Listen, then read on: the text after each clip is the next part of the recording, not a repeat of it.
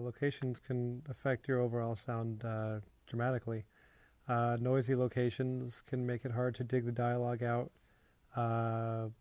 Locations with a lot of reverb, say you're recording inside a warehouse, you can't really get rid of that reverb.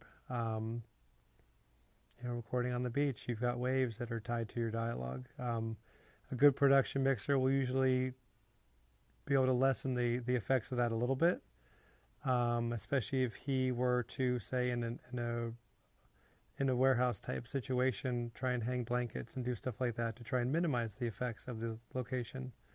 But location can play a very, very big role in the overall sound of production recorded on set.